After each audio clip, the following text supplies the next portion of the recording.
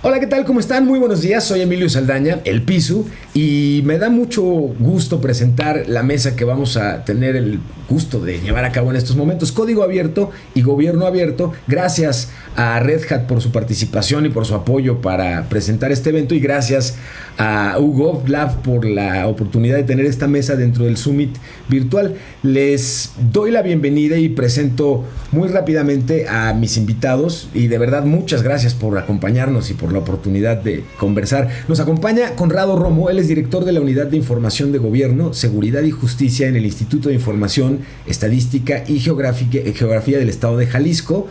Es director de la Unidad de Información de Gobierno, que ya les decía, es maestro en urbanismo por la Universidad de Guadalajara y licenciado en multimedia, y define su práctica profesional dentro del campo del diseño cívico y la crítica cultural. En la administración pública se ha desempeñado como director del órgano técnico de asuntos metropolitanos del Congreso de Jalisco, y recientemente participó como director de enlace en la Secretaría de Seguridad Jalisco, en la que encabezó los trabajos para el desarrollo del Índice de Seguridad Humana y de Políticas Públicas de Pacificación centradas en el capital social comunitario. Además fue enlace de las oficinas de Naciones Unidas, ONU Habitat y UNODC para la implementación de acciones conjuntas en la entidad. Es cofundador, además de la consultora Atama, y ha asesorado a distintas instituciones y actores en temas de comunicación, innovación y participación ciudadana. Fue residente en el Media Lab Prado.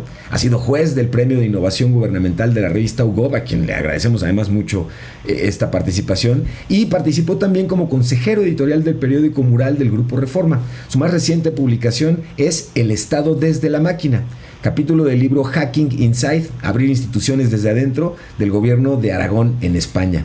Muy bienvenido, Conrado, me da mucho gusto saludarte y platicar. Ya vamos a platicar ahorita. Rápidamente presento en segundo término a José Luis Chiquete Valdivieso. Él es subdirector de cómputo en DEGIRE en UNAM, y bueno, es un experto e impulsor del código abierto, del software libre, de los DevOps, de los microservicios, del cloud computing, de Python como un lenguaje de programación de presente y futuro. Ya vamos a platicar, ya de echar un poco de carrilla al respecto.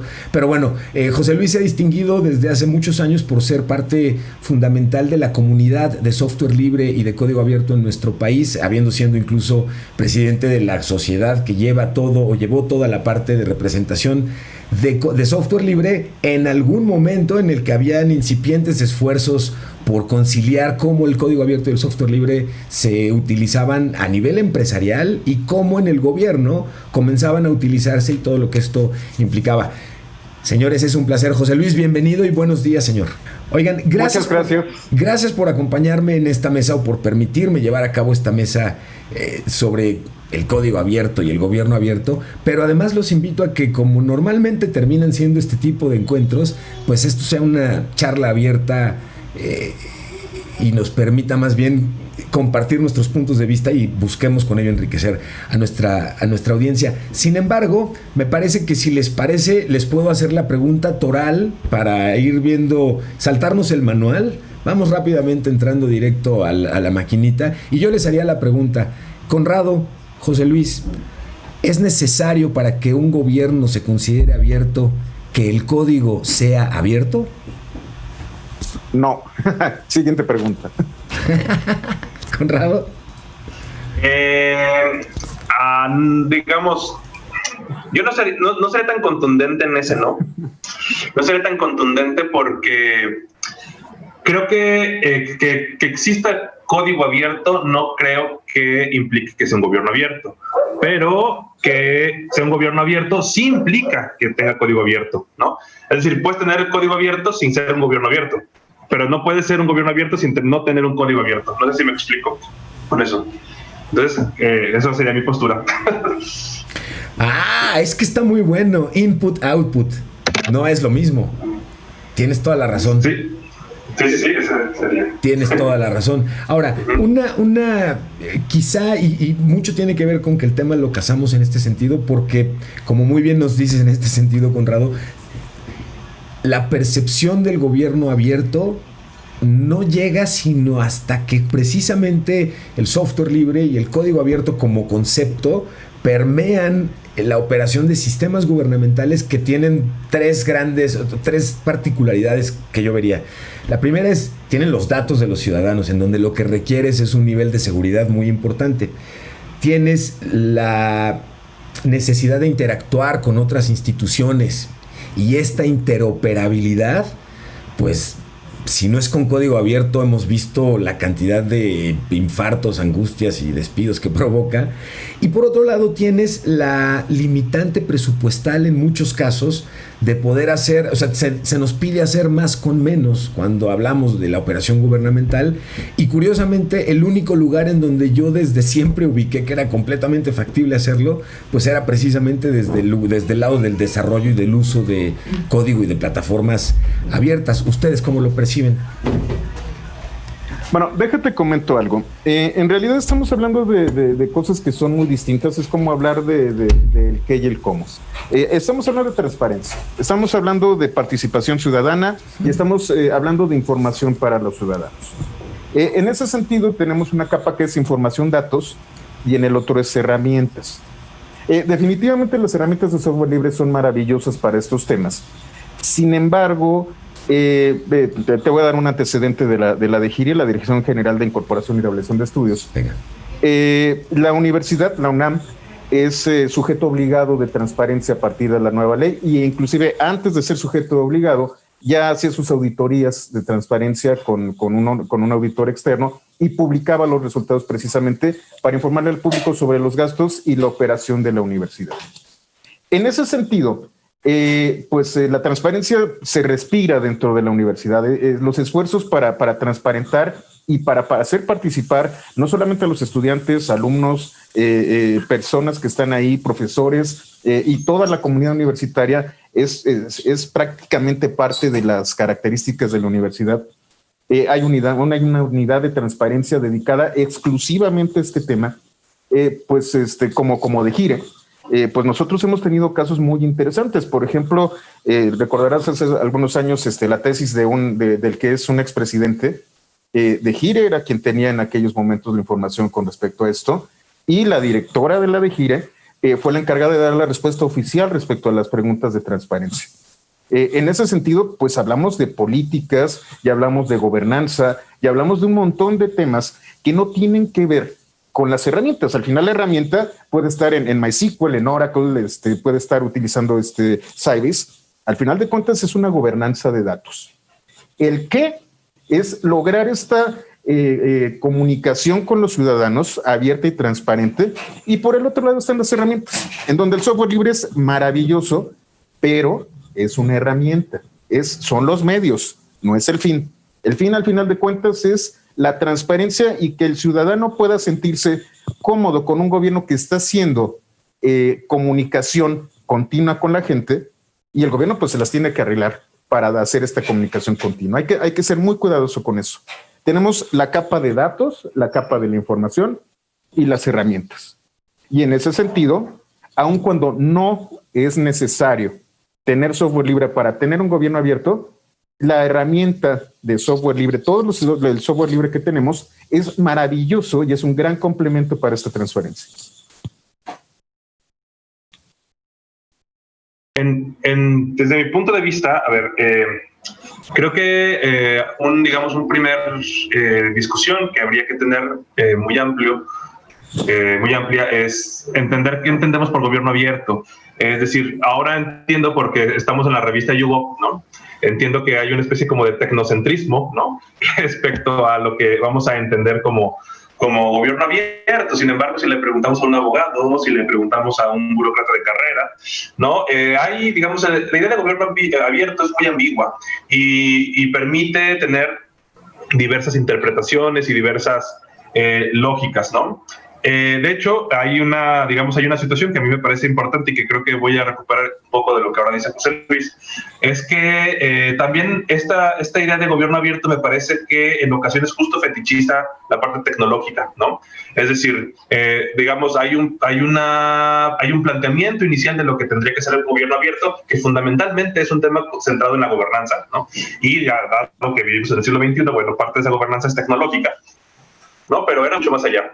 Sin embargo, creo que el discurso tecnologicista, ¿no?, ha sido el hegemónico en términos de lo que se entiende por gobierno abierto, y ahora veo incluso a los propios abogados, ¿no?, que tal vez, por ejemplo, les cuesta trabajo prender su PC, asumen que hablar de gobierno abierto necesariamente es hablar de desarrollos tecnológicos, de plataformas, ¿no? Recuerdo esta idea de Evelyn Morozov, ¿no?, que habla del solucionismo tecnológico, ¿no? Y entonces, en este sentido, creo que en términos, digamos, amplios, o digamos más bien en términos ortodoxos, yo sí consideraría que una de las políticas de gobierno, de lo que es un gobierno abierto, sí implicaría la de abrir el código. Y con abrir el código no me refiero solamente a seleccionar software libre o tener algún tipo de herramienta en particular, sino me refiero a la capacidad que tienen las autoridades de todos estos datos, estadísticas, de números, toda esta información que generan las autoridades, poderla hacer accesible. Y con ser accesible no significa solo tener un perfil en GitHub para subir tu código, significa construir las estrategias para que las personas puedan entender esta información sin la necesidad de ser técnicos. Es decir, justo este mismo tecnocentrismo, me parece, ha hecho que, aunque las autoridades abran código, abran información, en ocasiones esa información que está hiperespecializada, tiene un lenguaje muy particular que impide que la población que no tenga esos mismos saberes y esos mismos conocimientos tenga acceso a ese conocimiento. Es decir, tiene acceso en términos de que le puede picar un botón, puede poner una página de internet y accede a ese código, ¿no? Pero si no tiene la habilidad de leer Python o de leer lo que ustedes quieran, pues da un poco lo mismo, ¿no? Entonces, cuando hablamos de código abierto, quisiera pensar o proponer que este código abierto, estos datos abiertos, pensarlos mucho más allá de lo digital, ¿no? De lo digital, y pensar que abrir código implica ir mucho más allá, ¿no? Implica tener un paradigma explicativo de lo que hacen las autoridades, y que buscar formas de que otras personas puedan entenderlo sin la necesidad de tener saberes técnicos. En ese sentido, yo sí apostaría a que un gobierno abierto, en el sentido más ortodoxo, sí implica tener códigos abiertos, tanto tecnológicos como de otra clase. Tiene además, me llama... Ok, bueno, déjame comentarte algo, y ahí sí es... Dale. Justamente yo soy enemigo, de hecho lo publico constantemente, con odio jarocho los PowerPoints y las infografías, porque al final de cuentas es información sesgada. El gobierno abierto no solamente habla de gobierno, habla de la participación ciudadana. Y ahí es en donde viene la situación que me interesa a mí, y justamente por lo que nació uno de mis proyectos, que es Pythonista. Pythonista es un grupo de desarrollo, es una comunidad enfocada a desarrollo con Python, pero sobre todo enfocada al análisis de datos. Al final de cuentas, cuando te dan una infografía, cuando das un clic a un botonazo, cuando te presentan un PowerPoint, tienes una visión sesgada de la persona que desarrolló el material.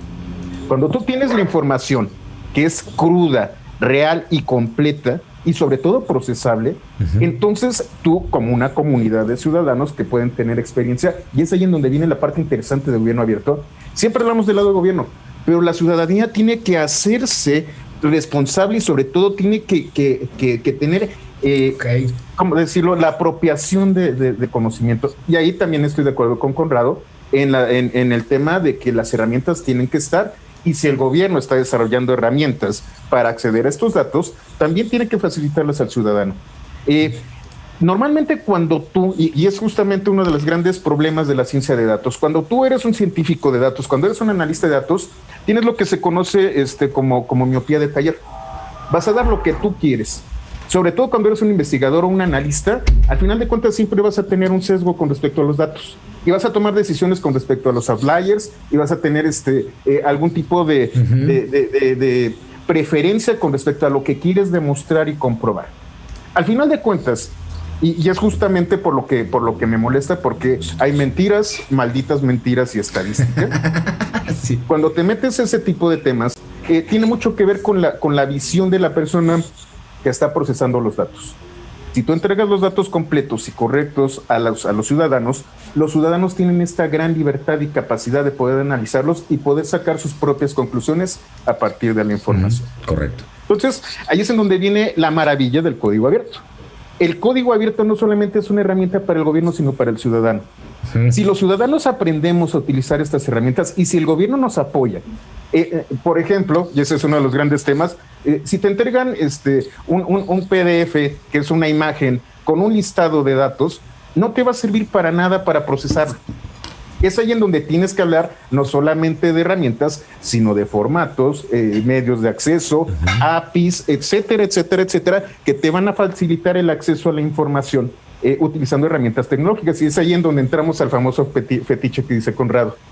Aun cuando datos abiertos no es necesariamente tecnología, la tecnología es el medio primordial para poder acercar la información al ciudadano. Y entonces considerar que estás hablando del concepto de abierto tanto en los datos como en el gobierno. Y es que nos han vendido, esto está haciendo daño finalmente, ¿no? Cuando te venden el gobierno abierto como una serie de garantías basadas en lo técnico, es decir, si hay código abierto y ahí soy un gobierno abierto, en consecuencia soy transparente y en consecuencia soy honesto y en consecuencia vota por mí nuevamente, ¿no? Y hoy vemos que incluso mientras más hay esfuerzos porque los datos abiertos estén en uso correcto por parte del gobierno, pues más comenzamos a ver zonas oscuras que no habían sido percibidas de inicio. ¿Qué sensación les representa hoy? Porque señores, esta conversación que estamos teniendo ahorita, hace todavía 10 años habría sido muy complicada. Y hace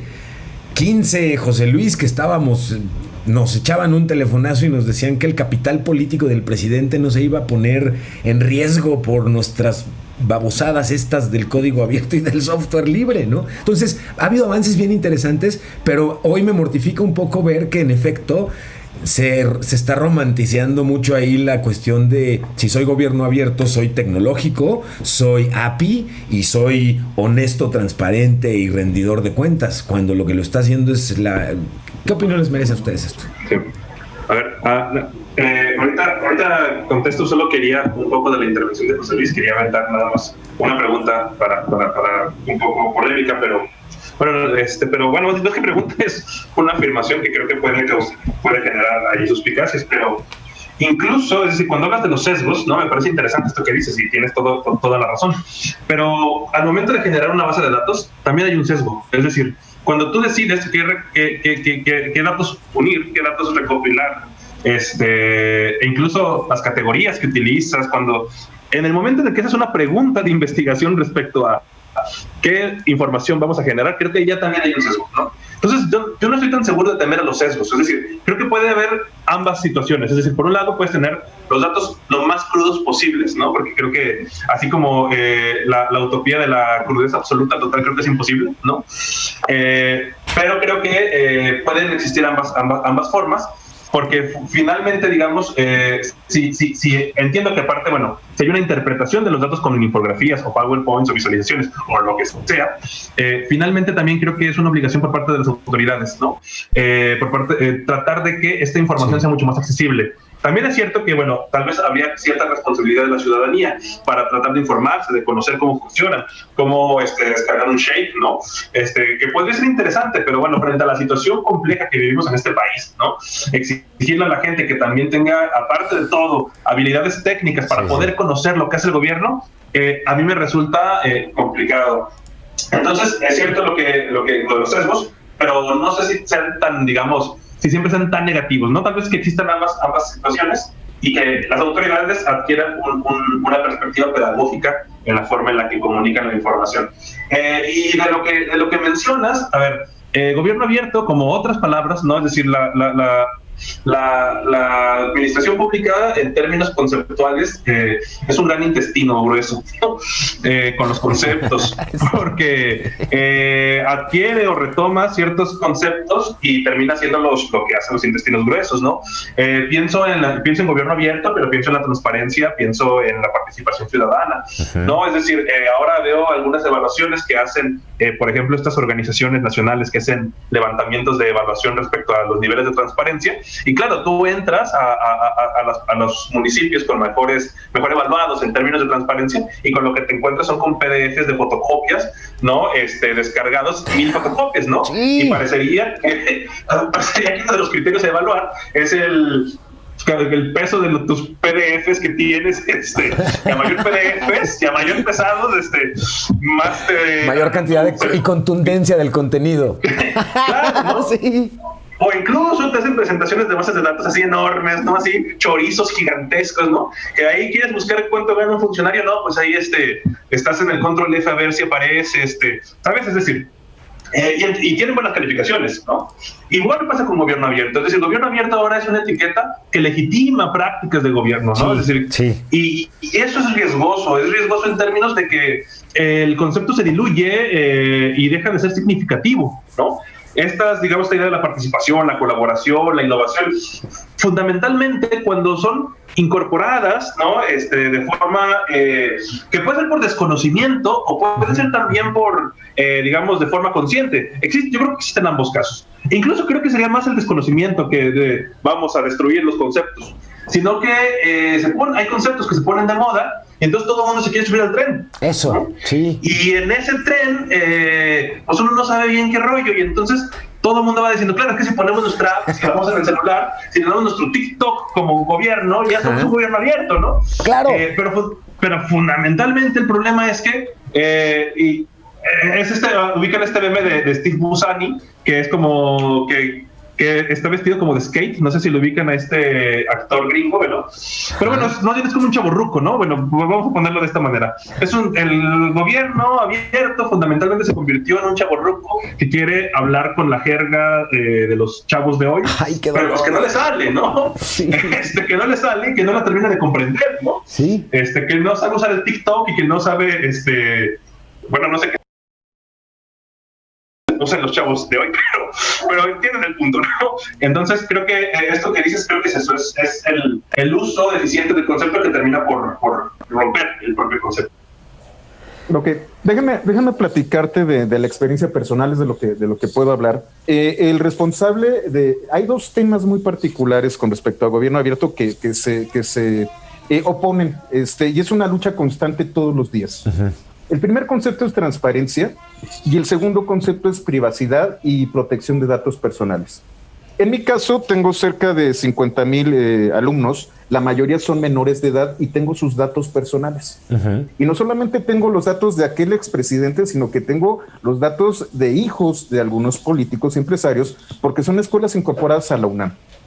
La UNAM es una de las entidades que recibe más peticiones de transparencia de todas las entidades y peticiones de cualquier tipo.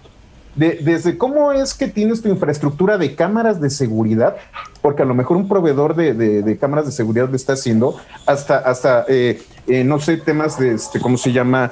Estadísticas específicas respecto a los egresados del sistema incorporado. También tenemos revalidación de estudios, temas de revalidación de estudios por respecto a zonas geográficas o entidades, y nos llegan peticiones constantes de información. Y allí es en donde normalmente hago dos diferenciaciones. Al final de cuentas, el dueño de los datos técnicos soy yo, y el responsable de la privacidad y de cualquier fuga de información de datos soy yo. Tenemos dos maneras de presentar los datos. Una manera que es reactiva, en donde hay una petición por parte de un particular a través de las vías correctas y adecuadas, y yo tengo que presentar la información a través de una gobernanza, en donde yo tengo que definir qué información puede ser presentada y qué información debe de ser reservada por muchos motivos: seguridad, protección de datos, privacidad, etcétera, etcétera, siempre en favor de la transparencia y sobre todo de la protección de la universidad. Y por el otro lado, tenemos un Pareto. En este Pareto tenemos las 15 preguntas más constantes que nos están haciendo por parte de transparencia. Y entonces la reactiva es, llega la notificación, que puede ser el INAI, puede ser una autoridad legal, que legalmente tiene todo el derecho a pedir esta información, y tenemos al ciudadano común y corriente que está pidiendo constantemente los mismos temas, becas, ingresos, colegiaturas, todo este tipo de cosas. De manera reactiva no nos queda de otra más que esperar la pregunta, y como viene la pregunta, tratar de interpretarla, porque son preguntas muy sencillas que tienen una respuesta increíblemente compleja. Y tenemos el Pareto, en donde tenemos justamente, y ahí sí entran las infografías y sí entran los PowerPoints, en donde decimos, bueno, estas son las preguntas que nos están haciendo constantemente, que no causan ningún daño y que es nuestra obligación presentar. Y entonces tenemos nuestra página donde tenemos nuestras preguntas frecuentes, en donde tenemos información que ya está procesada y podemos presentar. Al final de cuentas, como una institución que tiene una dinámica constante con el ciudadano y con las personas, podemos hacer este tipo de definiciones. Pero sobre todo esto, existe una gobernanza. ¿Qué datos podemos dar? ¿Cómo podemos nosotros anonimizar los datos como para no poder perfilar a las personas? ¿Qué es lo que tengo que dar para no generar un riesgo de seguridad para la infraestructura de la universidad? ¿Qué información es la que yo puedo presentar como una infografía y qué te tengo que dar como una base de datos? Y entonces hablamos de gobernanza, de ciclo de vida de datos, hablamos de muchos temas que no necesariamente tienen que hablar de herramientas, sino de un montón de decisiones que tienes que hacer, como tú lo comentabas, Conrado, desde cómo diseño la base de datos y por qué la diseñé así. Y entonces empezamos ahora sí a hablar de transparencia, gobierno abierto y datos abiertos. Hijo, tú traías una presentación, Conrado, ¿correcto? Sí traigo una, aunque la plática ya va bien, pero bueno, si quieren le voy a hacer como muy veloz. Órale, me late.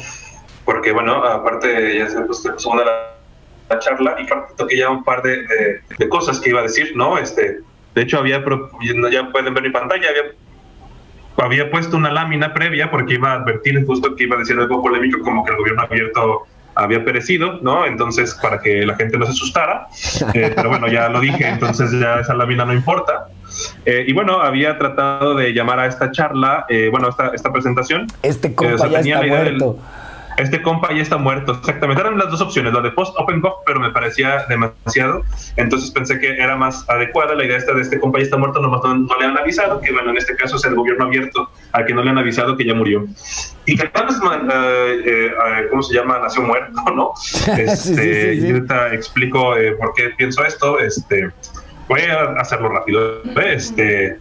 Bueno, iba a plantear, ¿no?, esta idea de cómo las instituciones tradicionales, ¿no?, reaccionaron frente a la emergencia de las tecnologías digitales, ¿no? Acá ponía a Larry Ulrich, ¿no?, baterista de Metallica, ¿no?, aquí enojado, siendo un poco psicótico. Sí. ¿No?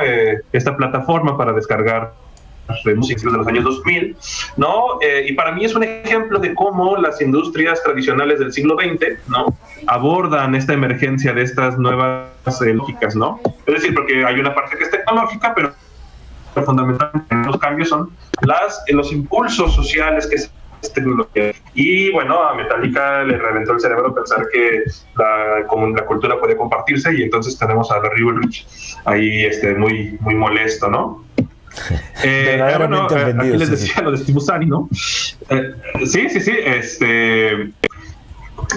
Bueno, si bien la industria de la música, que también es otra institución monolítica, prehistórica, ¿no?, tomó la percepción de que la forma en la que ellos iban a abordar este nuevo ecosistema de medios iba a ser a partir de la lógica punitiva, ¿no? El gobierno abierto, digamos, viene a ser la respuesta por parte de otra institución prehistórica, que es el Estado moderno, ¿no? Sin embargo, a mí me gusta esta versión, digamos, no fue esta lógica punitiva desde un inicio, aunque ahí hay algunos ejemplos que sí lo son, pero fundamentalmente el Open Government es esta idea del gobierno abierto, es el planteamiento, es el intento por parte de los estados de tratar de ser chéveres en un mundo que no entienden, ¿no? Ok, sí. Y esto es importante porque es, digamos, tratamos este nuevo ecosistema tecnológico y este nuevo ecosistema tecnológico, y entonces las autoridades piensan cómo nos acercamos a él. esto. Bueno, estas cosas del gobierno abierto es la administración de Obama, que es quien fundamentalmente entiende, bueno, no es que entienda, sino más bien plantea esta visión como chévere, ¿no? De, bueno, hay que hacer cosas en Twitter y hay que ser un poco un meme, ¿no? Y hay que comunicarnos, y que finalmente es lo que se ha replicado, pero creo que al final las autoridades no terminan por entender, y fundamentalmente el gobierno abierto creo que tiene un pecado de origen, y es justo eso, ¿no? Es que es la incorporación de una lógica del siglo XXI a una institución que fue formulada en el siglo XIX, ¿no? Y ahí hay una bronca, ¿no? Y un poco la propuesta es justo pensar en los estados como interfaces, ¿no? Es decir, cuando hablamos de interfaces, y bueno, ahora entendemos que estamos en yo, y entonces seguro estamos pensando en dispositivos, estamos pensando en joysticks, estamos pensando en... No, pero pensar en la interfaz no solo como un tema digital, sino como este instrumento que permite que los objetos se conecten de una forma, ¿no? Okay. Aquí tenemos, bueno, una imagen de la película de Kubrick, el Espacio 2001, en donde está un mono golpeando con un hueso la cabeza de que es un... No voy a decir el nombre para no quedarme con los biólogos, ¿no? Pero de este mamífero, ¿no? Y digamos que aquí lo que sucede es que el hueso es una interfaz, ¿no? Es una interfaz que permite al simio, ¿no? Tener una forma de interacción distinta a la que la tendría sin el hueso con este animal, ¿no? Es decir, aquí el hueso lo que permite es que haya un acto de violencia y un acto de control y de voluntad frente al mamífero. Entonces este hueso es una interfaz, ¿no? A lo mejor no es un mouse y no es un sitio web, pero bueno, es una interfaz. En este sentido, hay muchas interfaces, incluidas el Estado, el gobierno, las instituciones son interfaces, ¿no? Y bueno, ahora recupero este concepto, bueno, este planteamiento que hace Carlos Escolari, que es un teórico de la comunicación, que tiene un libro muy interesante que yo se los recomiendo, que son las leyes de la interfaz, y recupero su ley 7, ¿no? Su séptima ley de las interfaces, que dice que si una interfaz no puede hacer algo, lo simulará.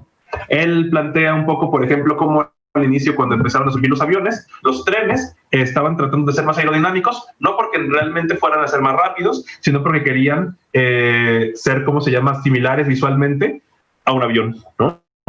Entonces, un poco el planteamiento es que justo si en las interfaces, o sea, si surgen nuevas interfaces, si surgen nuevos ecosistemas de medios, en donde las interfaces previas no logran tener los, digamos, ¿cómo llamarlos?, los insumos, los instrumentos de estas nuevas tecnologías, pues lo que hacen es imitar.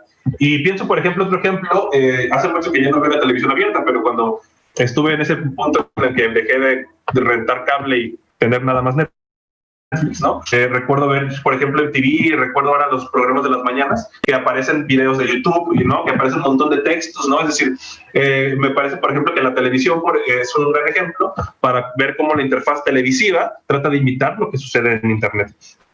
Y en ese sentido, eso es un poco lo que decía, el Estado como interfaz, lo que trata de hacer es imitar eso que ve en el aspecto digital. Y el gobierno abierto es justo ese gran disfraz que tiene el Estado, ¿no? Respecto a cómo incorporar las lógicas de estas tecnologías a sus prácticas tradicionales. Pero hay un problema, y el problema es que sigue siendo un modelo de una estructura que fue pensada al inicio de la modernidad, ¿no? Es decir, ahí es que es lo que está la bronca, ¿no? Y bueno, un poco el planteamiento es que el gobierno abierto es una simulación, ¿no? Y aquí tengo a Baudrillard, que es un render, pero como son renders, es una simulación también de Baudrillard. Bueno, el punto es que el gobierno abierto, aunque tenga, y con esto parece como muy contundente el asunto, pero sobre todo es una provocación, ¿no? Es una provocación de entender el gobierno abierto como una simulación en términos de que es el intento de una institución vieja, como son los estados, tal como están formulados, ¿no?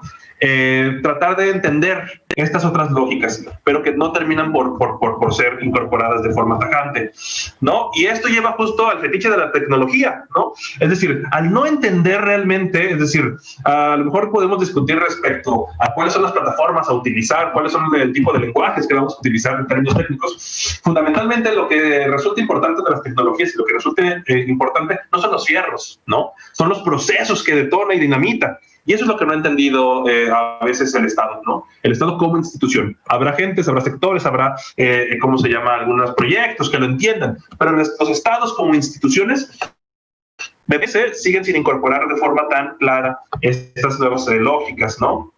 Y casualmente el otro día me topé con esta imagen, ¿no? De un municipio, bueno, no sé si es un municipio, pero es como un poblado, un distrito, me parece, en Bogotá, ¿no? Que se llama Teusaquillo, ¿no? Es decir, me apareció en Twitter casualmente, ¿no? Pero estaban anunciando justo su política de gobierno abierto y entonces pintaron como un estadio que tienen ahí de Movistar con estas luces, ¿no? Y entonces aparecían infográficos, ¿no? En este gran espacio, ¿no? Y entonces ahí estaba como la alcaldesa o no sé cómo se llamará el nombre del cargo, pero ahí dice, miren el gobierno abierto, ¿no? Y claro, pero a mí me parecía muy interesante porque todos unidos en un solo hashtag, ¿no? Es decir, justo es un fetiche, ¿no? Es decir, no hay un proceso de transformación de las instituciones, ¿no? Lo que hay es una vestidura, ¿no? Es una imagen de, miren cómo brillan estos poquitos, ¿no? Es decir, creo que ese es un problema, ¿no? Y lo que tenemos enfrente es que en realidad hay procesos que están sucediendo, ¿no? Acá es, bueno, de las protestas que hubo recientemente en Chile, ¿no? Pero tenemos frente el tema de las fake news, ¿no? Tenemos esta polarización social que es, digamos, sostenida y fomentada por los algoritmos, ¿no? Esas cajas de resonancia que ahora utilizamos en redes sociales, ¿no? Está todo el tema, digamos, hay un analfabetismo no tanto digital en el sentido tradicional, desde cómo prendemos la computadora. Hay un analfabetismo digital en términos de sintaxis, en términos de comprensión de las lógicas que tiene estos procesos. Y lo que tenemos es un mundo detonando, ¿no? Y que incluso veía hace poco este documental de Netflix que habla justo sobre los algoritmos y sobre cómo las corporaciones de Silicon Valley han llevado a estos procesos sociales a tener, digamos, grandes cambios políticos de formas no positivas. Pero hay algo que yo criticaría en ese documental, y es que el problema no son las tecnologías, el problema son las instituciones, ¿no? El asunto es que el gobierno abierto no reforma las instituciones, simplemente viste este monstruo, este dinosaurio, y aparenta ser algo nuevo, aparenta ser innovador, pero si no cambiamos la forma en la que entendemos la representatividad, las divisiones de poderes, la forma en la que está estructurado ese organismo, pues en realidad no va a pasar nada. Y entonces en estos términos, gobierno abierto, pues a lo mejor fue un primer intento de incorporar estas situaciones, pero hacen falta otros intentos que no se centren en la parte cosmética, y por cosmética acá también hablo de lo tecnológico, ¿no? Sino que vayan a cambios profundos, ¿no? Y hay algunos ejemplos, ¿no? Hay ejemplos tecnológicos, acá, bueno, ya en el tapé, pero está la democracia líquida, ¿no? Esta actividad de delegación del voto que tiene el Partido Pirata en Alemania, ¿no? Estamos estas zonas independientes que han surgido en algunas ciudades en Estados Unidos, ¿no? Está el Kurdistán, ¿no? Hay algunos wikis de metagobierno, es decir, sí hay un montón de gente experimentando, y a mí me parece que es una conversación más interesante, porque es una conversación no solo en términos de fierro, sino en términos de sociedades, ¿no? Y en términos de organización social. Y eso a mí me resulta interesante, y la tecnología es un componente indispensable. Es decir, ahora cuando hablamos de interfaz, no es solo el dispositivo que hace el contacto, sino es la relación que existe entre los dos objetos. El Estado, como está estructurado, por más datos abiertos, por más plataformas que se nos presenten, no van a funcionar frente al, digamos, al entorno social que hoy está construido, porque fundamentalmente la interfaz, que es el Estado, ya precondiciona una forma de ser, de relacionarte con él, ¿no? Es decir, el Estado es un dispositivo que ya te precondiciona a formas de interactuar con él, ¿no? Incluso tiene sus propios lenguajes, ¿no? Es decir, no sé si han tenido oportunidad, seguro que sí, que de trabajar con abogados, ¿no? En la administración pública, y los abogados al momento de redactar oficios, de redactar puntos de acuerdo, tienen una forma muy particular de escribir, ¿no? De hecho, muchos, por ejemplo, escriben solo con mayúsculas y utilizan, por ejemplo, a veces cuando hablan de hojas, en lugar de decirle hojas, le dicen fojas, ¿no? Y entonces yo cuando recientemente había entrado a la administración pública, yo dije, órale, seguro hay un lenguaje especializado, muy técnico de lo que es el derecho, ¿no? Y entonces yo ahí preguntando, dije, oigan, ¿y dónde yo puedo aprender a escribir, a redactar como un abogado para que lo que yo haga, lo haga bien? Y ¡pum!, que me encuentro que no es cierto. No hay un lenguaje ¿no? Solo que escribir con mayúsculas, no poner párrafos y ponerle fojas en lugar de hojas, en realidad son errores que se han reproducido y están tan interiorizados de la administración pública que a nadie le parece una locura que en lugar de hojas pongas fojas. Y es una locura, ¿no? Y hay un tema de interfaces que hay que reseñar, ¿no? Y entonces, claro, estamos pensando en automaticemos cosas, pero pues a lo mejor primero aprendamos que la administración pública aprenda a hablar español por medio. Entonces, bueno, el gobierno abierto, si no hay estos casos, no funciona de nada. Y entonces por eso es que mi tesis era que la idea de gobierno abierto estaba sobrepasada y por eso quería decretarla como muerta, ¿no? Así un momento histórico acaba de pasar en esta conversación, ¿no? Y bueno, ya hasta ahí terminó y muchas gracias. Lo hice rápido, espero. No, maravilloso. Además, el contenido que nos compartes como para poder continuar en esta conversación. Antes, adicionalmente, quiero darle la bienvenida, por supuesto, y agradecerle el tiempo que nos dedica a Rolando Cedillo. Rollman es además personaje conocido y querido por la comunidad de código abierto y software libre en México. Él es Software Architect, Open Source and Free Software Specialist en Red Hat. Señor Rolando, bienvenido y gracias por acompañarnos. ¿Cómo está, señor? ¿Bien? Muchas gracias por la invitación y muchas gracias también. Qué bueno verlos a todos. Oye, Rolando, nos anticipábamos al principio de la conversación, justo antes de que comenzara con su presentación Conrado, y rápidamente José Luis y Conrado fueron muy prestos para responder a la pregunta como tal que hacía el panel, ¿no? ¿Es necesario para que un gobierno se considere abierto que el código sea abierto? Y Conrado y José Luis nos regalaron ya ahorita un par de... Bueno, la respuesta rápida y pronta que José Luis nos compartió fue un no. Sin embargo, entrando ya un poquito más a la deshebrada del tema, pues vimos que es más bien como una cuestión de input-output, ¿no? No importa con qué haga las cosas el gobierno, fue un poco la reflexión, en la medida en la que la forma en la que la ciudadanía pueda tener acceso a ello, sí sea a través de herramientas y de una cuestión de apertura, de acceso a los datos.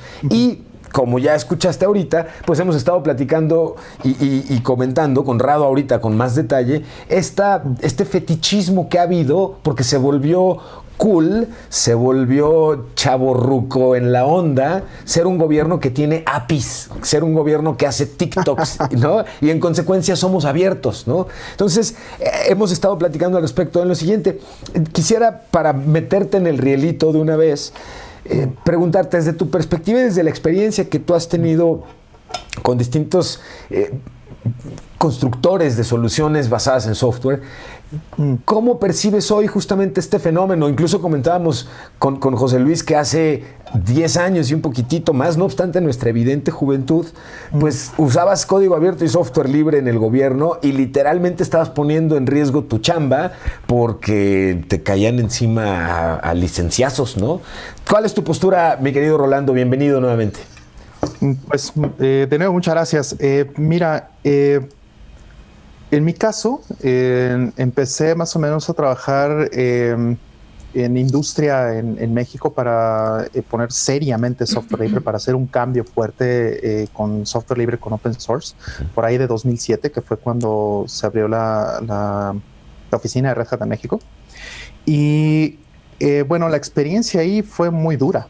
Como bien dices, te caían a licenciazos, la gente no sabía que era un código abierto, no sabía que era Linux, ¿no? Y ni siquiera estamos hablando de hace 25, 30 años, ¿no? No. Estamos hablando solamente de hace 13.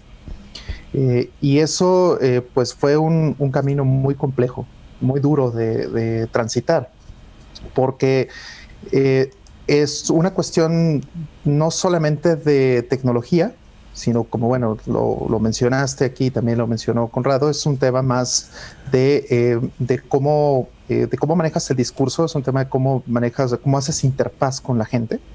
Eso es importante con clientes, ya sea en gobierno o sea en iniciativa privada. Es la manera en la que trabajan sus procesos, sin duda, y es una cuestión cultural. Entonces, en todo este tiempo ha habido una transformación muy importante donde claramente el software libre y el open source han tenido una ventaja muy grande gracias a la cuestión de los precios, ¿no? O sea, el hecho de que nosotros tengamos en el software libre, en el open source, un incentivo muy grande para reducir el costo de licenciamiento, le ha permitido al open source y al software libre avanzar rápidamente, ¿no? La gente que sí sabe de tecnología y que sí le importan, la tecnología que usa, rápidamente deja de lado este tema de los precios. Pero el asunto de los precios es muy importante para poner el pie en la puerta, o fue muy importante en su momento para poner el pie en la puerta. Recordemos también que en 2008, 2009 tuvimos esta crisis económica tan fuerte, ¿no? Que hizo también unos cambios estructurales en la industria, ¿no? Y también en gobiernos. Entonces, la adopción del software libre ha venido más de una cuestión incidental, francamente, que de un cambio cultural o de un cambio de paradigma del lado de las instituciones o de las empresas. Eso es en principio. Obviamente ya estando adentro, ya una vez que las empresas empiezan a tener software libre o tener open source y tener este tipo de ventajas, sobre todo económicas, pues es muy difícil que se lo quiten de encima. Y entonces esta cultura abierta empieza a ser viral, podríamos decir, ¿no? Ya como normalmente se le llama algunas de las licencias del software libre, empieza a viralizarse dentro de las instituciones, dentro de las empresas, y entonces algunas personas que son las que tienen contacto con la tecnología empiezan a tener contacto con la cultura que está detrás de todo esto. Entonces, poco a poco eso va avanzando o ha ido mejorando, si tú quieres, los procesos de estas empresas y también la situación de presupuesto versus capacidades tecnológicas, ¿no? Porque también ese es un tema. Nosotros hoy día no sé, en los últimos 5 años, tal vez hemos quintuplicado la cantidad de datos que tenemos en todos lados, ¿no? Ahora producimos una cantidad de información, que si los celulares, que si las páginas web, todas las APIs que mencionas, todo este tema de TikToks y videos y cuánta cosa, estamos produciendo muchísima información, ¿sí? Que es muy difícil no solamente de consumir, sino de procesar, de además controlar, ¿no?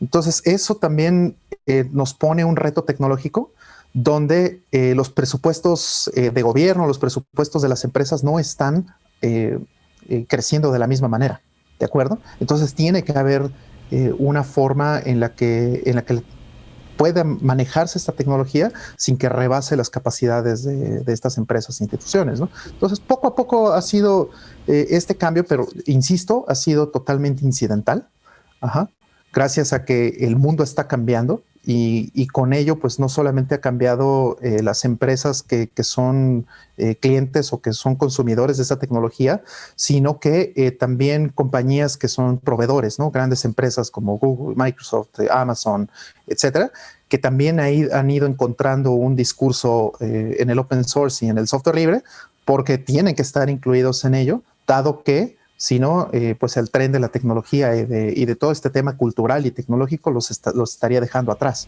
Entonces, eso realmente es la situación. Me encanta esta coincidencia que, además de lo que nos compartes, me encanta que llegaste a la prácticamente conclusión que José Luis y particularmente Conrado nos estaban describiendo. Y qué bueno que este evento está evidentemente siendo atendido por muchos de nuestros colegas que dentro del gobierno están a cargo de la implementación de nuevas tecnologías, esa es otra cosa, ¿no? Pero justamente queremos quitémosle lo cool, quitémosle lo nuevas, quitémosle esta percepción y ya lo sabemos, ¿no? Hay como esta ola y va muy acompañada de las olas de presentaciones que refería José Luis en PowerPoint, pero ya sabemos que hoy cualquier presentación que implique hablar de tecnología, pues va a traer las palabritas y los hashtags obligados para ser socialmente aprobada, ¿no? Habló de blockchain, habló de big data, habló de inteligencia artificial, habló de abierto, ¿no? Machine learning.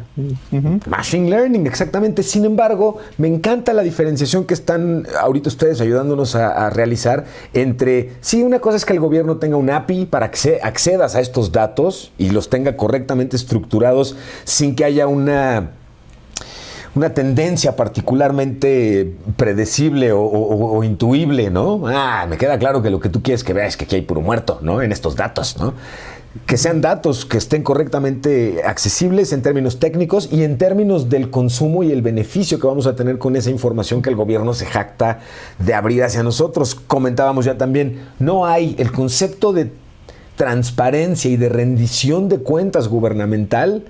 Me parece que es casi imposible, si no lo pensamos, por supuesto, con sistemas o con tecnología, pero me parece que ahí el concepto justamente de lo abierto, cuando hablamos de los datos, le acompaña evidentemente, eso ahí sí creo que es una condición sine qua non.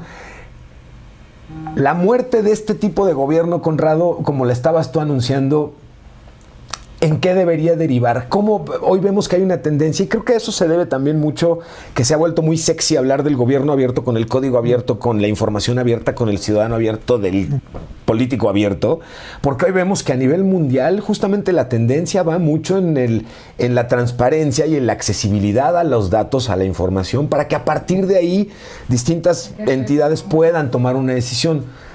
Esta muerte del gobierno, como la anunciabas hace un momento, ¿debería dar pie a esto o crees que más bien nos está llevando en una reversa como las que ya hemos visto funcionar? No, creo que no terminé de escuchar toda tu pregunta. Me perdí, pero, no me digan. No sé si yo soy, porque ahorita me pareció que mi conexión estaba inestable. Entonces, pero bueno, de lo que te caché es que yo creo que digamos, si pensamos en un mundo post-gobierno abierto, ¿no? Si un paradigma post-gobierno abierto, a ver, yo creo que más que una fórmula, lo que hay es una serie de objetivos, ¿no? Necesitamos, gobiernos que escuchen, ¿no? Es decir, siempre los paradigmas de la administración pública parten del técnico, del especialista y de estos saberes, ¿no? Creo que necesitamos, que los gobiernos adquieran esta nueva capacidad de escucha, ¿no? 2, que requieren una nueva capacidad de lenguaje, ¿no? Hay que pasar, es decir, los saberes técnicos son importantes, pero también los saberes localizados, ¿no? Los saberes en las personas, y tenemos que encontrar formas de diálogo, ¿no? Es decir, cuando hablamos de un diálogo intercultural, no estamos hablando solo de cuando hablamos con alguien de Durban, en Sudáfrica, o de Shanghái, ¿no? No, hablamos de la gente que vive en los centros o en las periferias, o los ingenieros, o los sociólogos, ¿no? Es decir, en realidad tenemos muchas culturas dentro de un mismo territorio. Y entonces habrá que aprender a dialogar, a escuchar y a hablar con los otros. Entonces, una vez que tengamos eso, que aprendamos, que tengamos gobiernos que escuchen y gobiernos que sepan hablar, ¿no? Que sepan dialogar, pensemos cuál es la parte tecnológica que acompañará este proceso, ¿no? Es decir, hoy no podemos pensar fuera de los datos, pero no sé si me estaba cortando. Sí, bueno, sí, ¿verdad? Pero bueno, me resumo a esto: gobiernos que escuchen, gobiernos que hablen, y luego veamos cómo los acompañamos técnicamente. Bueno, yo aquí veo 3 puntos, o bueno, veo que o al menos yo personalmente dividiría el concepto de gobierno abierto en 3 formas, ¿no? El primero es el gobierno abierto, como mencionaban, en términos de datos, ¿no?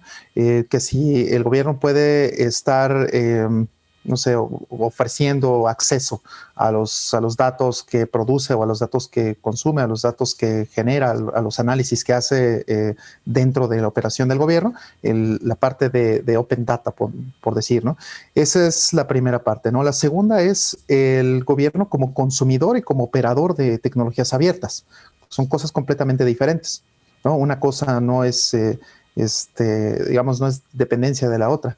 Y la tercera es un modelo de gobernanza abierto, ¿no? Un gobierno con un modelo de gobernanza abierto, donde tengas la capacidad de, como bien mencionaba ahorita Conrado, de que el gobierno escucha y que a partir de lo que se escucha y de lo que son las decisiones, podrían denominarse correctas o adecuadas para una situación, entonces el gobierno debería poder estructurarse de una manera diferente y no tener hoy día la estructura de institución que mencionaban de todos estos siglos, que no necesariamente corresponde a las necesidades del día de hoy, ¿no? Y que además son necesidades que están cambiando constantemente. Entonces, para mí son 3 discursos diferentes, ¿no? Datos, tecnología y procesos.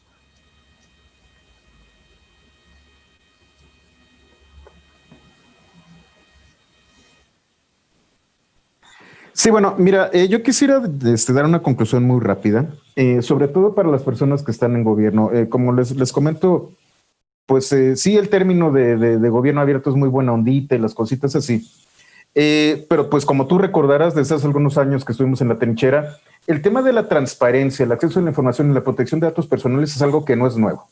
Es una lucha que hemos tenido en el Senado con diputados durante mucho tiempo, precisamente para proteger a las personas y hacer a la ciudadanía capaz de acceder a la información. Sí suena muy bonito gobierno abierto, es una chulada el concepto, pero en realidad hay una ley que sobre todo los encargados de tecnologías de la información de los gobiernos en todos los niveles, inclusive organismos autónomos que son obligados, como sucede con la universidad, tenemos la obligación de cumplir. Ahí sí no es una cuestión de lenguaje, es una cuestión en donde el INAI nos da un formato que tenemos que llenar, que normalmente es una hoja de cálculo, y nos pide exactamente qué hacer, o nos manda una pregunta que tiene que pasar a través de un consejo de transparencia y que al final de cuentas, y es ahí en donde entramos los que estamos en el nivel de CIO, somos los responsables de entregar la información y tenemos una semana para entregarla. Es ahí en donde el tema de gobierno abierto, sí, los arcoíris, los unicornios y lo que ustedes quieran, pero tenemos un marco legal que tenemos que cumplir. Ahí es en donde nosotros tenemos que poner mucha atención. El gobierno abierto puede estar muy muerto, o como ustedes prefieran, pero la ley y las obligaciones de un CIO en este momento están muy bien definidas y no son opcionales. Y es ahí en donde la tecnología nos va a ayudar. Es ahí en donde el software libre va a brillar y es ahí en donde nosotros, como una comunidad, tanto de CIOs como de ciudadanos, tenemos que entender que hay herramientas que no tienen un costo de entrada tan oneroso como puede ser un licenciamiento y que podemos tomar y sobre todo que podemos aprender.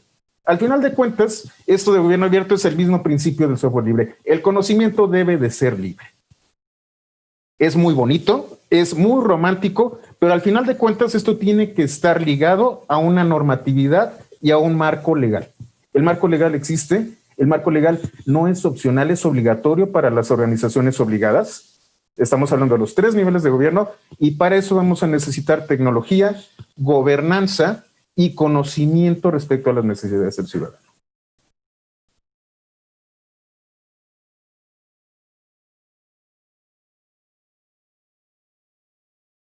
Parece mucho de lo que da pie, lo que justo comentabas, a esta percepción de que código abierto es igual a gobierno abierto o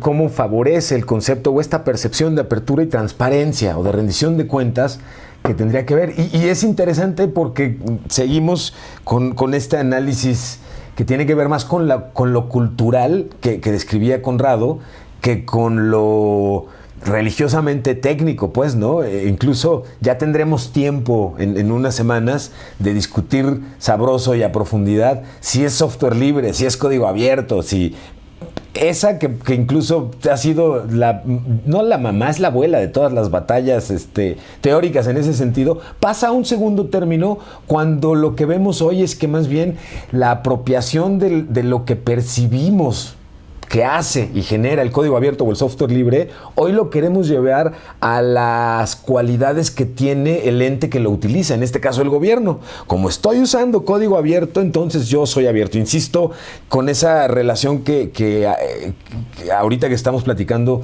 han ustedes comentando. Rolando, en la experiencia de ordenar los datos y de proveer soluciones tecnológicas abiertas a los gobiernos, desde una visión más enterprise, ¿cuáles son los retos que considerarías tú existen hoy para que, en efecto, los conceptos de abierto, tanto en el gobierno como en la forma en la que accedemos a los datos que tiene el gobierno, se vaya cumpliendo a cabalidad? ¿Tú crees que esto va hacia un camino de mejoría? ¿Crees que estamos entrando a una época oscura? Me fascina la postura de Conrado, me fascina que estamos como en modo...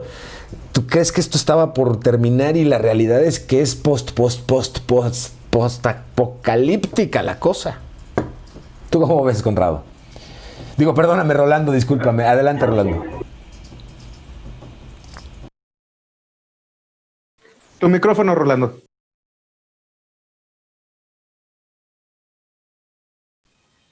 A mí también me pasa. De decirlo yo, estás en mute. Creo que este es el nuevo, le faltó acento a la O, ya sabes. Entonces, claro. Estás en mute. Adelante, señor.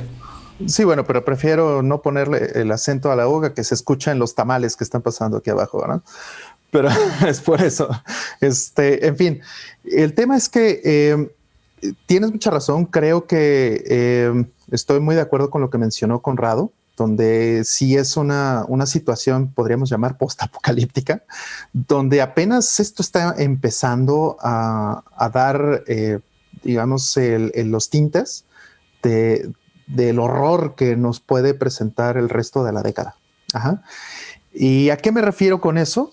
Y que yo personalmente en las implementaciones, en el diseño de arquitectura, en todo lo que hemos estado trabajando en los últimos 12 o 13 años en la industria en México en particular, pues nos hemos encontrado con que no solamente la legislación no está al día, ¿no? Y eso es algo que no es solamente de México, eso es algo que ocurre a nivel global.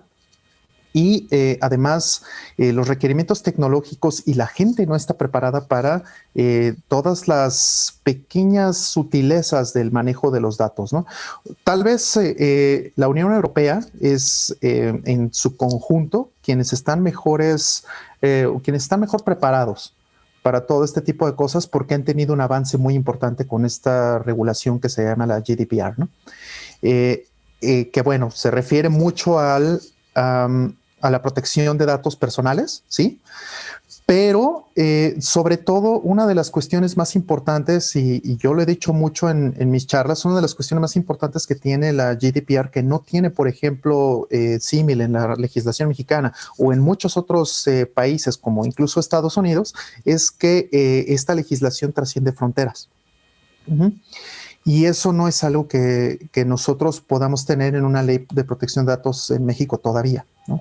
Eso es un tema muy importante, porque aquí empieza a haber, o sea, y lo tomo como un ejemplo porque empieza a haber una situación en donde la legislación no puede realmente tener control o realmente no puede tener las riendas de lo que está sucediendo con los datos de los ciudadanos.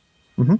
O sea, si, por ejemplo, una empresa aquí tiene y digo, lo veo todos los días, tiene aquí un servidor o tiene un servicio donde está recolectando datos personales que son importantes o son relevantes para el negocio o son relevantes para la operación, ya sea un gobierno, sea una empresa privada, el tema de llevarse eso a la nube o llevarse eso a un servidor fuera del país o de tener backups fuera del país o de tener redundancia fuera del país o cualquiera de todas estas cosas que son deseables tecnológicamente, empieza a ser todo un problema porque no están los controles y sobre todo tampoco está la cultura tecnológica para saber exactamente cómo se debe de hacer esto, cómo se debe de proteger ese dato al usuario y cómo se le debe comunicar al usuario qué es lo que debe de hacer para tener también una noción o una conciencia del manejo que se está haciendo de sus propios datos, ¿no?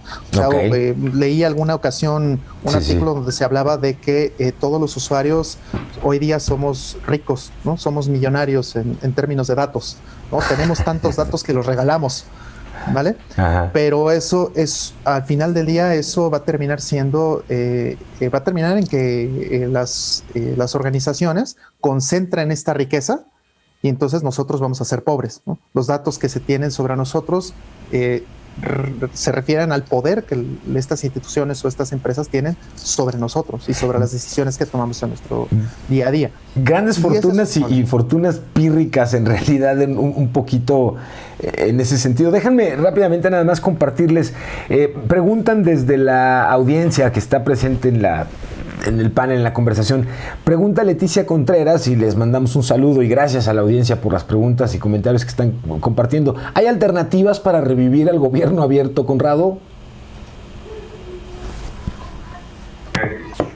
Pues sí, a ver, sí, alternativas existen. La pregunta más pertinente es si existen las condiciones políticas y la apertura por parte de las autoridades para poder accederlas. ¿no? Es decir, claro que podemos discutirlo y que podemos empezar a platicar sobre estas alternativas, pero el asunto es que no sé si existan las condiciones políticas en el planeta Tierra para que empecemos a pensar en cómo queremos que los estados se vean en el siglo XXI. Entonces yo creo que ahí es donde está el reto. Sí, a ver, déjame contestar a mí. Venga, por favor, José Luis, por favor. Y tú lo recordarás porque ahí hemos estado. Al final de cuentas, el gobierno abierto no es una iniciativa del gobierno, es una iniciativa ciudadana. Y si queremos que haya gobierno abierto, tenemos que estar en diputados, tenemos que estar en el Senado, tenemos que cabildear y tenemos que hacer que ocurra. Sí. La participación ciudadana no nada más es revisar datos, es estar ahí y estar con las autoridades para generar la legislación. Y lo que te puedo decir es, yo no pudiera decir que el gobierno abierto está muerto, pero lo que sí te puedo decir es que este trabajo, yo estuve, y tú también estuviste por ahí, cabildeamos la ley de protección de datos para personales, cabildeamos la ley de transparencia, estuvimos ahí, si te acuerdas allá con el senador Castellón en aquellos tiempos, sí. Estuvimos ahí. Es una obligación de nosotros como ciudadanos exigir esto. No es una cuestión de que los políticos, no. La política es algo que hacemos las personas. Tenemos representantes que deben de escuchar nuestras voces y es ahí en donde el activismo entra realmente a tener un gran peso. Si queremos gobierno abierto y si queremos que sobrevive el gobierno abierto y que esta normatividad que ha avanzado, y por cierto, Rolando, yo estoy en el peor de los escenarios, como mi dirección también es de incorporación y de revalidación de estudios, debido a tratados internacionales, con una persona europea que tenga acceso a nuestros portales y a nuestros datos, estamos obligados a pegarnos a GDPR. Entonces, bueno. Es bien interesante, porque al final de cuentas, con un europeo que tú tengas como cliente, como usuario de tu sistema, estás obligado por tratados internacionales a pegarte GDPR. Es impresionante. Ustedes están hablando de un escenario apocalíptico, yo estoy viviendo el apocalipsis todos los días. Yo aquí llego a cocinarlo en las mañanas. Porque de repente una petición de transparencia tiene, me caen 3 o 4 abogados, y tengo que enseñarles las bases de datos y hacer un match para ver qué información vamos a dar y cómo no damos información de más que ponga en riesgo la seguridad y sobre todo los datos de menores de edad inclusive. Entonces sí, aun cuando suena algo que se ve a futuro o que no es tan cercano, en mi caso como nivel de CIO en una dependencia de una universidad, es un tema de todos los días con el que tenemos que invertir muchísimo tiempo. Sí. Y dar una respuesta correcta al ciudadano que está pidiendo algo y tiene el derecho a pedir lo que él quiera. E inclusive puede hacer una pregunta anónima, no mañana, no estoy hablando de romanticismo. Desde hace 3 años, un ciudadano a través del INAI puede hacer cualquier tipo de pregunta a cualquier institución obligada y tenemos 1 a 2 semanas para responder. Eso sí es un gran esfuerzo de gobierno abierto que tiene muchísimo detrás, que estuvimos cabildándolo y que es un derecho que tenemos en este momento. Que eso es un tema además que da para, varios mezcales, me parece, si están ustedes de acuerdo, pero en el afán de respetar los horarios que establecimos para estas reuniones y agradecerles además el tiempo que tienen ustedes, porque quiero hacerles 2 peticiones. La primera es, les quiero pedir su opinión respecto a un cuestionamiento que les voy a hacer a continuación, y enseguida les pediría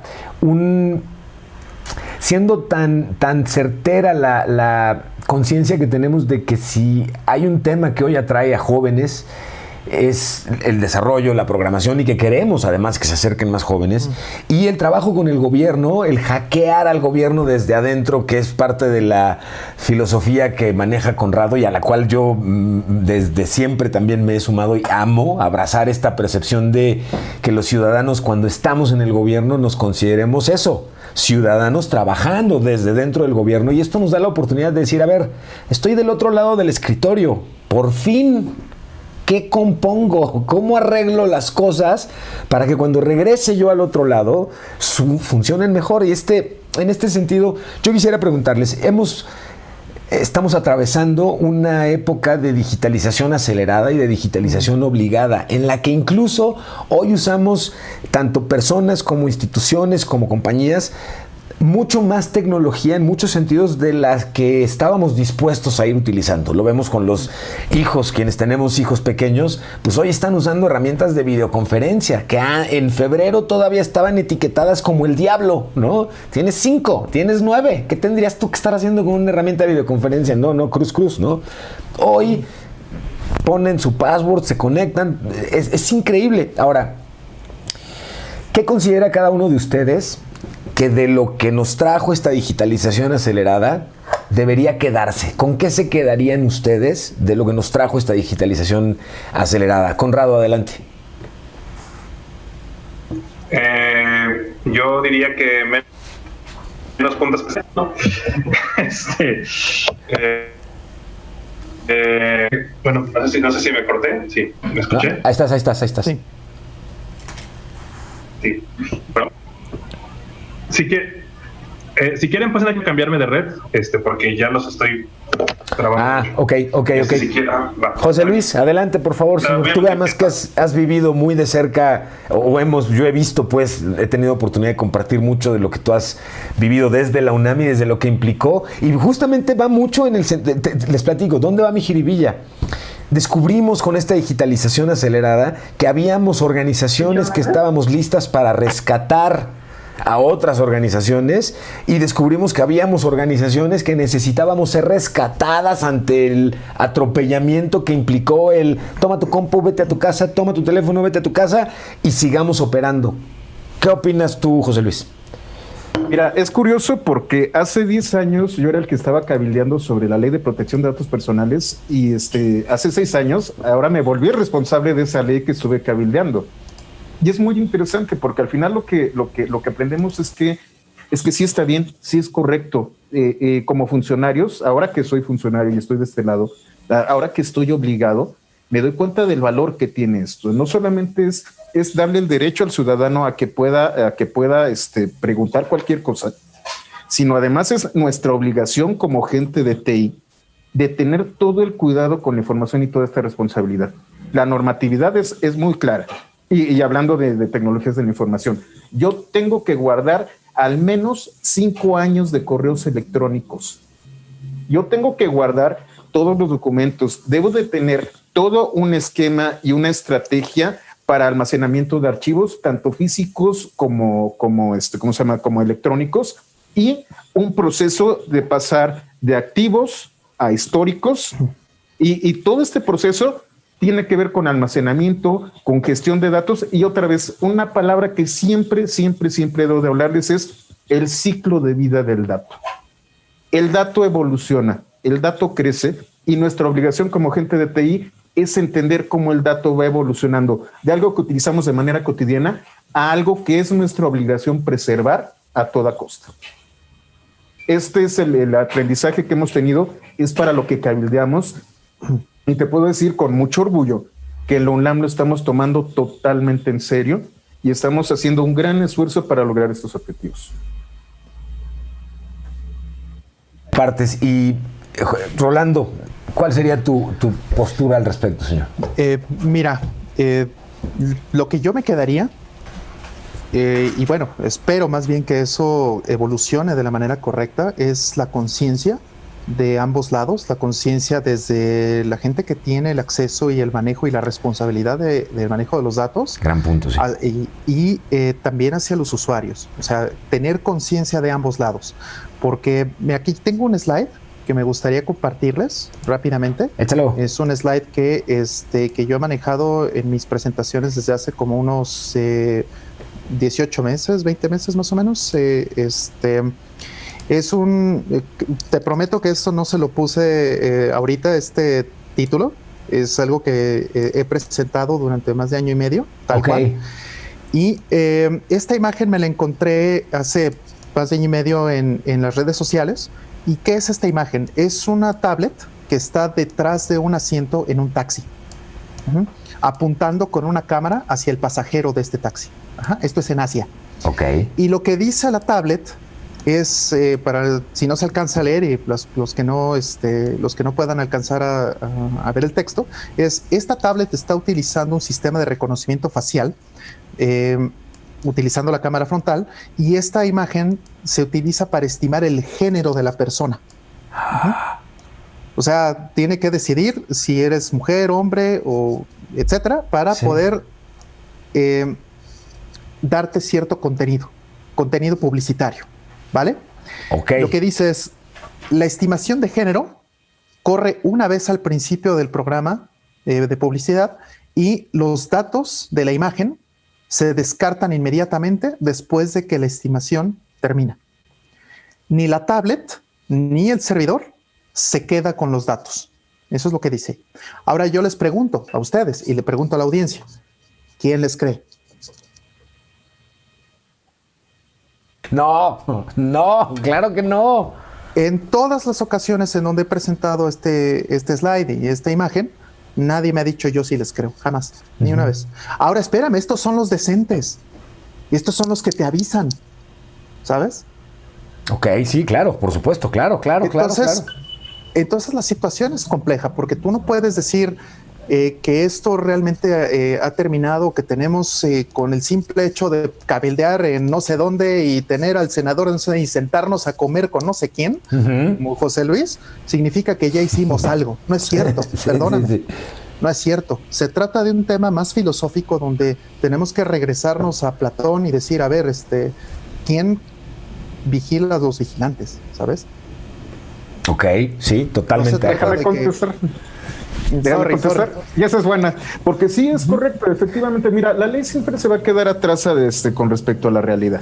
Eso es un hecho. Por ahí vienen en algunos comentarios de que es muy difícil cabildear y los intereses, pero si no lo haces, no va a ocurrir. Podemos estar, y de hecho es justamente por lo que nació, como les comentaba, el proyecto de Pythonista, porque al final de cuentas el poder de las herramientas debe estar en el ciudadano. Y uno de estos conceptos es ¿quién vigila a los vigilantes? Por supuesto que nosotros. Y debemos de ser tan inteligentes y tener las mismas herramientas que las personas que nos están vigilando. Es por eso por lo que nació esta iniciativa, y los invito a que la vean, de acercar las herramientas totalmente libres. El contenido es Creative Commons, que es otra vertiente de la libertad que nos dan las licencias libres. Y precisamente es eso, habilitarnos como ciudadanos, porque si nosotros no lo hacemos, si nosotros no tomamos este poder que inclusive la tecnología nos da, no voy a utilizar el término gratis, pero sí el término libre, entonces siempre vamos a tener que buscar al senador, tener que ir y ponernos con una pancarta frente al Senado, pero podemos hacer algo todavía más sencillo: observar, aprender y acceder a los recursos que tenemos en este momento. La ley siempre va a estar detrás, siempre va a haber intereses, pero somos ciudadanos. Exacto. Somos ciudadanos que no estamos cada 6 años ejerciendo nuestra ciudadanía, sino todos los días. Y tenemos las herramientas en este momento, que inclusive los gobiernos todavía no acaban de entender, como para poder entender la información a la que tenemos acceso. Entonces sí tienes toda la razón, Rolando, falta mucho por hacer, no nada más es sentarte y hacer legislación. Llevamos un avance, pero no es suficiente. Al final de cuentas, el gobierno es un gobierno que está puesto por los ciudadanos, y los ciudadanos tenemos que tomar la responsabilidad. Exactamente. El gobierno no nos va a resolver nada. Efectivamente, yo no le pongo en este sentido la responsabilidad al gobierno. En este sentido, la responsabilidad es totalmente de nosotros, de los ciudadanos.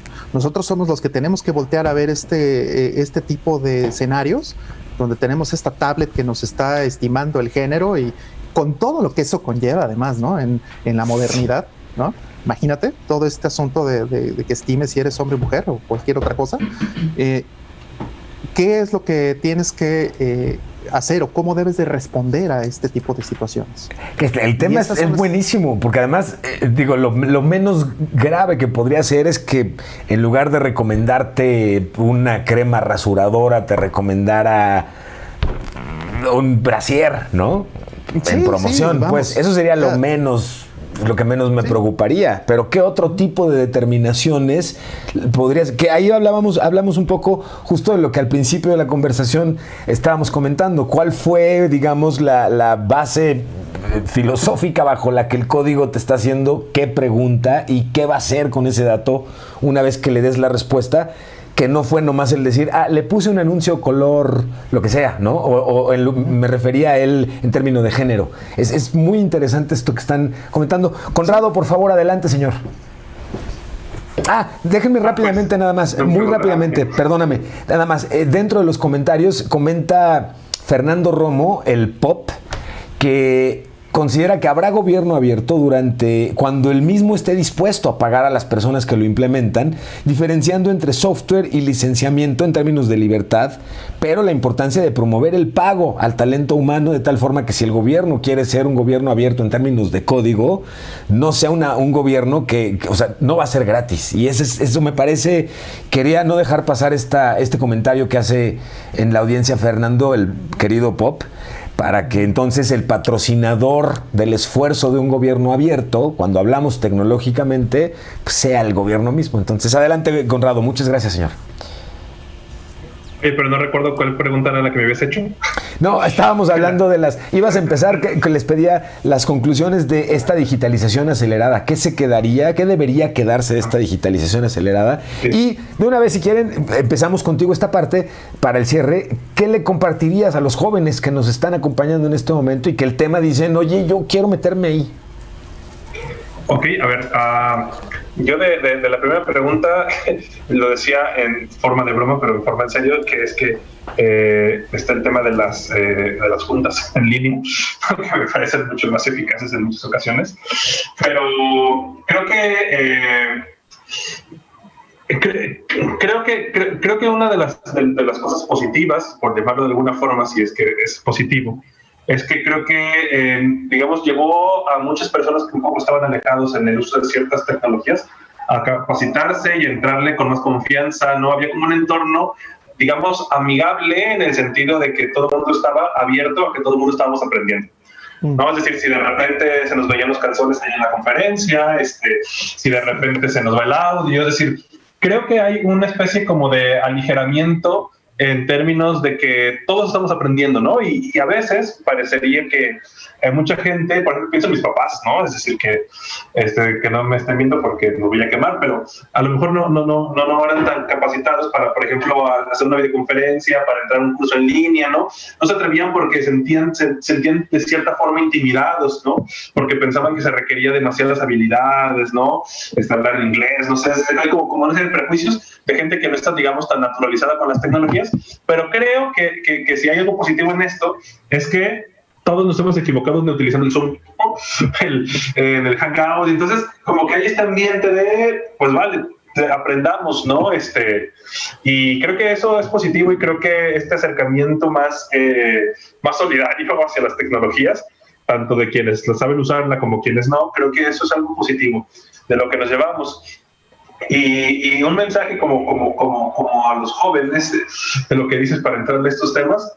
A ver, yo diría un consejo general es no asumir que la tecnología es neutra, ¿no? No asumir que la tecnología, y entendiendo tecnología no solo lo digital, sino el Estado, las leyes, es decir, todos los dispositivos en los que nos rodeamos no son neutros. Y entonces cada instrumento que utilizamos nos va a, digamos, a impulsar a comportarnos de una u otra manera, ¿no? Es decir, una pistola te puede servir para clavar un clavo, ¿no? Te puede servir para martillar, pero la forma en la que está construida está hecha para disparar, ¿no? Es decir, va a ser una herramienta mucho más eficaz como arma que como martillo, ¿no? Y entonces todos los instrumentos son así. Y entonces yo, tal vez la recomendación es que si vamos a hablar de datos abiertos, de gobierno abierto, si vamos a ser Linuxeros o si vamos a hacer cualquier tipo de instrumento que vayamos a utilizar en la vida, pensar que no es neutro y nos están precondicionando a hacer y a estar de una forma específica. Entonces, hay que ser críticos siempre. Hay que ser críticos con lo que tenemos enfrente y con las interfaces que tenemos enfrente para que las interfaces sean útiles a nosotros y no seamos más bien nosotros los útiles para las interfaces. Celebro que hoy la tendencia del gobierno sea querer ser cool. Celebro que sea el querer transmitirnos que son transparentes, que son efectivos, que son binarios en el sentido de decir yo funciono, o sí o no, y normalmente busco el sí. Pero como ya nos dijeron nuestros invitados el día de hoy, una cosa es justamente el demo y otra cosa es ya el release instalado en nuestra ciudadanía, y esa parte es la que querríamos en todo caso asegurarnos que funcione correctamente. Conrado Romo, José Luis Chiquete, Rolando Cedillo, les agradezco infinitamente de parte de todo el equipo de Hugo Blab y personalmente con todo el cariño. Les agradezco la oportunidad y el honor de poder platicar con ustedes y los invito a que nos veamos muy pronto para poder seguir conversando de estos temas. José Luis, me quedó pendiente que por favor hicieras tu cierre, señor. Correcto. Bueno, la pregunta que tú hablabas es si se necesita software libre para el gobierno abierto. A decir verdad, el gobierno abierto depende del ciudadano, y es una de las cosas que más me preocupa con respecto al software libre, particularmente en México y Latinoamérica. Y es que mientras no seamos nosotros desarrolladores y no usuarios, siempre vamos a estar a la saga de que alguien nos presente algo. Asumir esta responsabilidad como ciudadanos también tiene que implicar asumir un aprendizaje que debemos de tener con respecto a las herramientas. ¿Cómo es que el software libre tiene que ver con gobierno abierto? Muy simple. Tenemos los ciudadanos las herramientas libres, y qué bueno que el PAP lo dijo, no gratuitas, para poder enfrentarnos al gobierno con tecnología y conocimiento. Si como ciudadanos no aprendemos, si como ciudadanos no solamente no le exigimos más al gobierno, sino no nos exigimos nosotros por información de calidad, este ejercicio efectivamente va a morir. Hijo, y no se antoja ni tantito eso. Rolando, ¿algo que haya omitido que sea importante comente, señor? Bueno, creo que esa responsabilidad que hemos hablado, básicamente todos, creo que estamos de acuerdo en que la responsabilidad tiene que estar principalmente del lado del ciudadano, porque el ciudadano es el que tiene que tomar realmente lo que le importa de la tecnología, ¿no? Al final el gobierno está aquí para servirnos, ¿sí? Y una cuestión importante es que, con la que me gustaría cerrar, es que el conocimiento, dicen, el conocimiento es poder, ¿no? Pero yo lo pondría en una frase tal vez un poco más grave. No existe conocimiento que no sea poder, ¿vale? Ok. En el ejercicio de estarle dando este conocimiento a las instituciones o a las empresas que tienen este poder sobre nosotros ahora, no estamos siendo lo suficientemente conscientes de esa responsabilidad o de hacerlos responsables de estos datos o del poder que pueden tener sobre nosotros, ¿no? Uh-huh. Y eso creo que es lo que necesitamos mejorar. El gobierno, y como bien dijo Chiquete, la legislación va a ir siempre atrás, ¿sí? Pero nosotros como ciudadanos somos los que tenemos que empujar. Si nosotros nos hacemos consciente a nuestra ciudadanía que estas son las cosas que están sucediendo y cuáles son las ventajas del software libre, cuáles son las ventajas de la transparencia en el manejo y el uso de datos, no vamos a llegar a ningún lado. Es ahí donde tenemos que estar. Híjole, pues lo dejamos entonces muchos temas muy pendientes. Rolando Cedillo, Software Architect, Open Source and Free Software Specialist en Red Hat. De hecho, ese es el cargo correcto, mi querido Rolando. Felicidades porque estás de regreso con Red Hat, pero aprovecho y actualicemos tu cargo, señor. Claro, yo soy Principal Solution Architect ahora. Ahí está. Fue bien amable en quedarse callado y decir el piso está leyendo el cargo anterior y ya implicó ahí. No, está bien. Básicamente es mi rol, simplemente no es el puesto que se pone en las tarjetas de presentación, ¿no? Son cosas. ¿Verdad? Muchísimas gracias por tu benevolencia y tu paciencia y por acompañarnos, Rolando. José Luis Chiquete Valdivieso, subdirector de cómputo en DeGire en la UNAM. Muchas gracias también por el honor y el gusto de platicar contigo. Y Conrado Romo, director de la Unidad de Información de Gobierno, Seguridad y Justicia en el Instituto de Información, Estadística y Geografía del Estado de Jalisco. Gracias por acompañarnos y gracias por esta conversación. Es una delicia, no hay... A nuestra audiencia le deseo que tengan un viernes tan satisfactorio como el que yo me acabo de regalar por haber conversado con estos señorazos. Nos hicieron una observación que no quiero dejar pasar porque tienen mucha razón. Faltaron mujeres en este panel. Buscamos la oportunidad de poder conversar con ellas, a quienes ubicábamos de inmediato. Desafortunadamente su agenda no les permitió participar con nosotros, pero sí, no dejo pasar la idea de que estos paneles deben, por supuesto, considerar a mujeres en su opinión, en su visión y en todo, absolutamente. Entonces, no dejamos pasar ese comentario por la relevancia que tiene. Les agradezco mucho, que tengan muy bonito viernes. Gracias por acompañarnos en el Summit virtual de UGOV Lab. Hay un par de conferencias adicionales para el cierre de esta semana. Y listo, soy Emilio Saldaña, el Pisu. Gracias por esta oportunidad y qué buena conversación. Nos vemos en la próxima y pronto, señores.